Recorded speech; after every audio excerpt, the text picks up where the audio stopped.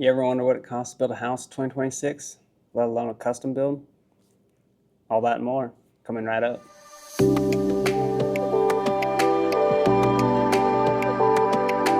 Now we're going to build this house I just showed, but I want to preface this by saying that I live in Rapid City, South Dakota. So all these numbers I'm about to show you for material costs and sub costs, they're coming from my market, my area. If you're down south, out east, or out west, numbers could look a lot different for you, especially if the labor rates are high or if there's certain materials that are really hard to get in your market. So keep that in mind. Let's jump into this. I don't have anything fancy for you guys because, well, I'm a builder. I'm not a design artist when it comes to Excel. So I've got this organized about as good as I can to help my simple little brain keep it all together and to give the bank the numbers they needed for the construction loan. So I've got some of these are kind of itemized out on the left here in color, and as we get down towards the bottom, there's a lot more like miscellaneous items that are going to be costs in the build that are kind of just thrown in there, and I'll just walk through them kind of line by line with you guys. So let's start right up at the top in the yellow. We have the permits, inspection, and well. Now, permits are going to be the building permit and such. The inspections are going to be my rough inspections and my final inspections for plumbing, electrical, and there might be one or two others we got to do. I'm not sure yet. I'll be out in the county, so it's kind of like the Wild West out here in South Dakota. In the city limits, it's a little bit crazier. You got to get permits for everything, probably much like where some of you guys lived. Leave a comment below if you live in an area where it's almost impossible to build because you got to get so many inspections. Let me know where you live too. In green, we have the dirt work.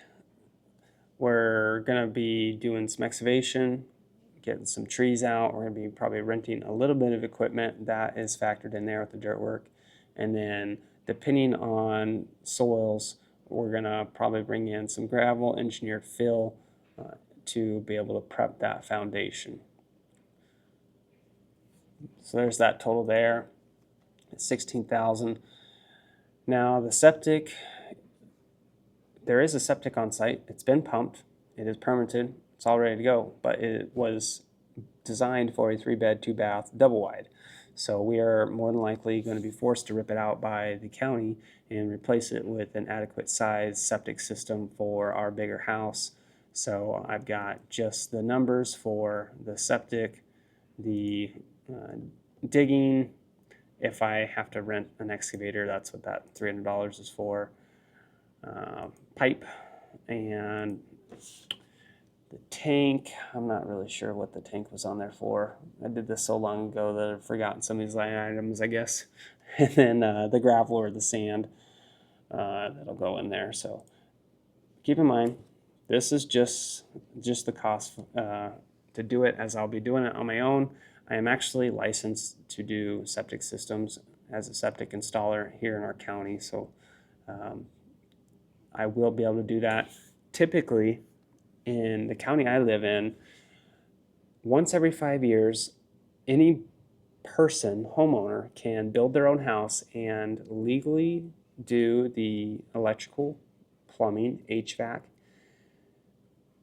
concrete, and everything except for the septic. The septic's the only thing that they'll make you get a license for. All the rest of them, you just have to pass the state inspections. So you just have to meet code, even though you're not a licensed person doing it. Down here on the concrete, I did put in $30,000 for having a company come pour and finish the concrete. So I will not be doing that. Not doing concrete, not doing drywall, and not doing the gutters. Those are the things I'm going to bring in some subcontractors to help with. Concrete costs, rebar, in-floor heat. I'm going to run all the pipes for that. The underslab insulation, I included that in with the home insulation down below. So we'll get to that eventually. And then the concrete forms, that's just like form boards and miscellaneous things I'm going to need to set all that. I'm going to have a probably unique way of forming up the concrete forms and getting all that set. Looking forward to showing you guys that as we get to that point in the build and providing some clarity and details on that. Down in orange, plumbing pipes. It's just regular PVC fittings, plumbing tools. I wasn't sure if I was going to run all the water lines in expansion PEX. That's what I have tools for right now, or if I was going to do some ProPress stuff, and especially for like the copper for the boiler in the mechanical room. I might end up just soldering that. I'm not positive. I might want to just save some time and hire somebody to come in and do it for me, to set up the boiler in the mechanical room at least. I'm not sure yet. But I'll at least have all the lines ran with the expansion fittings. For electrical, I'm not really sure what that's going to cost. And so I just did a $5,000 amount for just buying bulk wire, and if I need to buy a little bit more and go extra and I have extra, great. Use it on a rental property or something, but not super worried about it. I know $5,000 is going to get me somewhere probably close. Electrical boxes, cut-in lights, that's just going to be like the wafer lights set up in the drywall. Most of our lights are going to be that, and then we'll have some pendants and such too that'll be on there too. Breakers, those are going to be pretty expensive, just being the combination GFCI arc fault breakers. So roughly $14,000 for the electrical. Mini split units, somewhere around $12,000 for that. We're going to run all of the upstairs heat and then the AC throughout the house off the mini splits. And then the ERV, I budgeted $500 just for the ducting, because we actually already bought the ERV and I installed it in this house that we're living in right now, just in the meantime while we've been waiting to build. So it's running, supplying fresh air to us, and I'm going to take it out and go install it in the new house. Drywall materials and drywall installers, pretty simple there. It's crazy. It's going to cost $38,000. Other parts of the country, I know that number is lower for you guys, so up here it's not. It's crazy. We did a build here recently, and our sheetrock cost was like $42,000 for the installers, and that was hanging, finishing, texturing the house. No garage. Garage door openers. This is kind of some of the bulk framing package as far as the lumber and then the doors here. Framing lumber, trusses. Now this number is it's going to actually be a little bit higher. It's going to cost a little bit more to build this house, because when I originally did this quote through Builder's First Source, I plan on doing he quoted it for the commodity grade OSB throughout all the exterior sheathing and roofing. And I'm actually going to run the zip system on the exterior sheathing and the roof deck, and then do an over roof, a vented over roof with commodity grade OSB. And so there's going to be quite a bit of additional cost there with the zip. And I'm not sure exactly what it's going to be, but probably $8,000 to $12,000. We'll see. So there's going to be some longer fasteners there too that I'm going to need that aren't included into this $5,000 number. And that's going to be just framing nails, siding nails, roofing nails, screws, construction screws, lags, all that. T-cone nails, finish nails, cabinet screws. The list goes on and on. That is a whole separate line item in and of itself. Fascia and soffit, I haven't determined yet if I'm going to do metal soffit and fascia. I've been going back and forth because of the siding. I was originally thinking about doing like the LP board batten siding, but being that we're going to be building in the hills and in the trees, and we have trees all surrounding us, I've been thinking about switching and doing more of a hardy, like a concrete board and batten. just to have a little bit more protection from the fire risk out there. And if I do that, I'll probably do a hardy soffit fascia as well to match. And so I'm not sure what that'll do for the cost, but this was bid out for metal on this fascia soffit.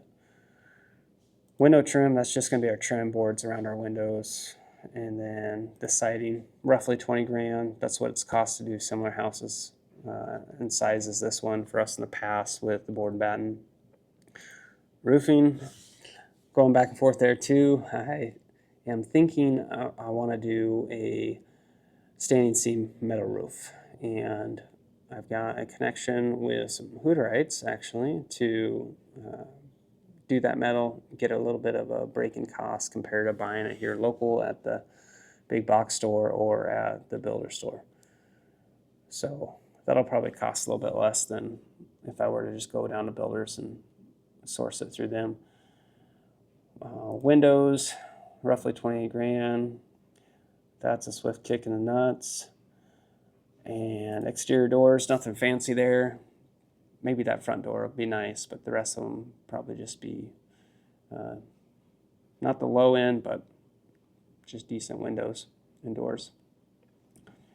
Insulation.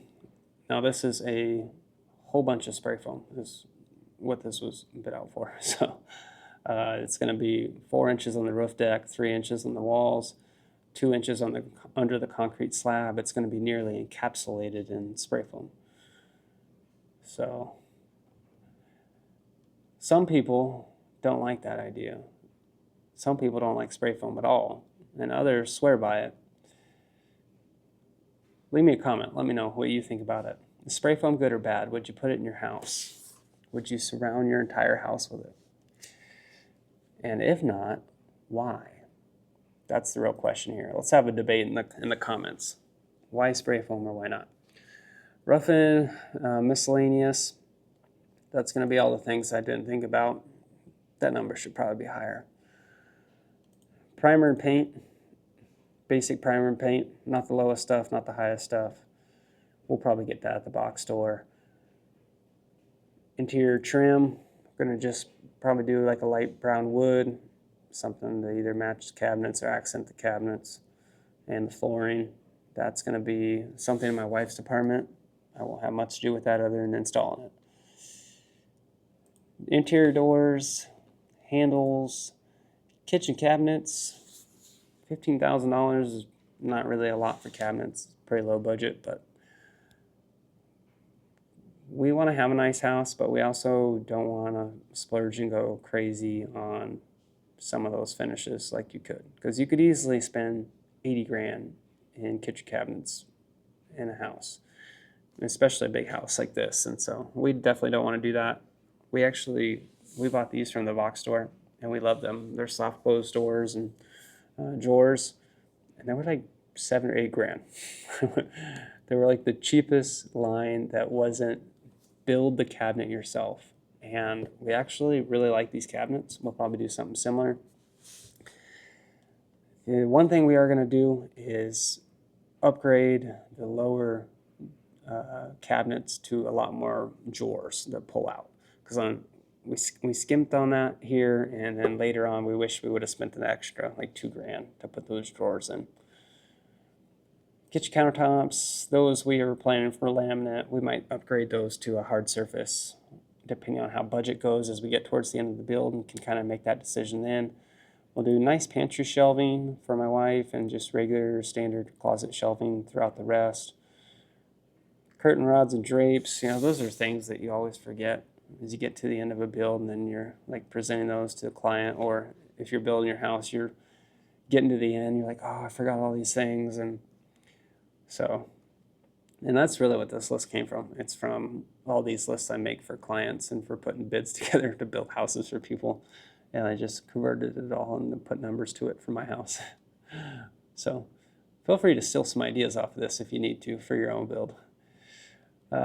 Flooring, we're planning on doing a hardwood floor throughout.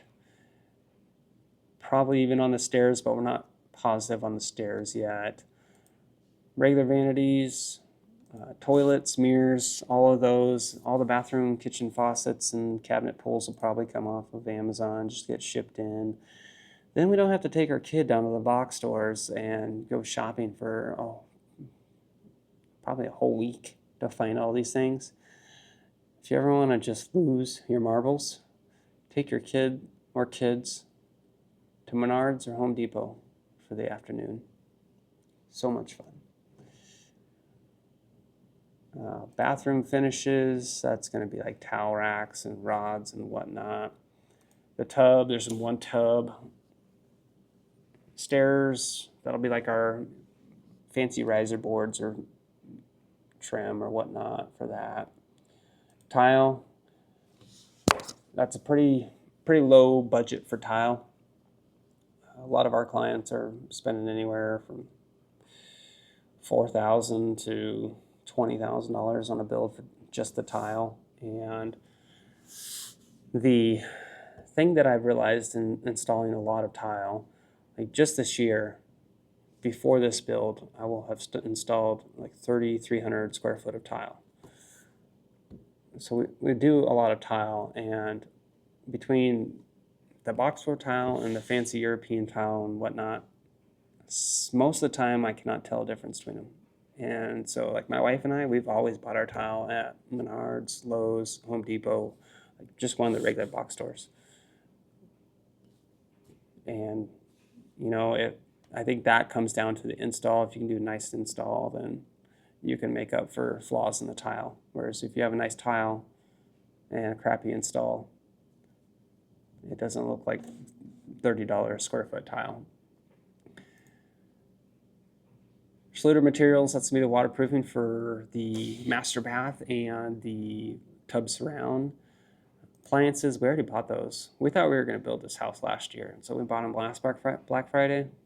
So we already have them. They're just waiting for the house. Bath and jar vents and ducting, that's all going to be connected into the ERP, so that's just a little bit more budget for the venting for that. Fans, railings for the stairs, furnishings. Furnishings is going to be all these line items over here. When we move out of this house, we're planning on renting it for a little while, and we'll probably leave our furnishings in it and rent it furnished. And so we're just budgeting to have to replace all of that stuff for the new house. Gutters, around $3,000, and then a budget on here for garage floor paint, just put some type of sealer on it so that oil won't stain it and such. Because no matter how hard I try, when I change the oil in my vehicles, it always ends up on the ground. Probably the same for you if you do that. And then the concrete form, flashing, you guys will see that as we get to that point in the build. I'll kind of detail that out a little bit and why we need it. Schluter heated floor for the master bath, and then the miscellaneous day labor I'm just budgeting in to have either an employee or some help at times for sections of the build that I want to be sped up or that I'm going to need help on.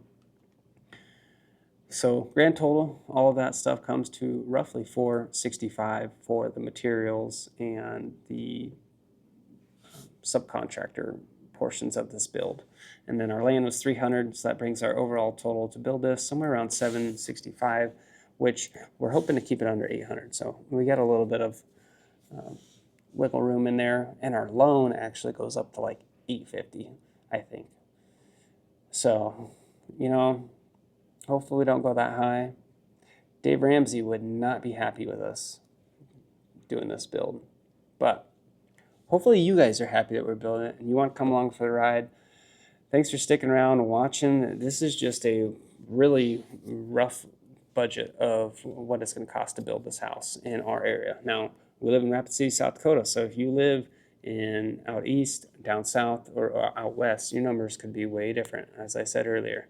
So keep that in mind. If you got any questions, leave them down below. Make sure you subscribe, stick around. We're going to be closing this next week and then getting into, I got to wrap up a build that I'm building for a client, and then hopefully we got 2-3 more weeks of that, and then it'll be right into doing the site prep and such for this, and we'll be shooting it all for you guys and doing way more videos once it's just working on this project. So thanks for sticking around. We'll see you on the next one.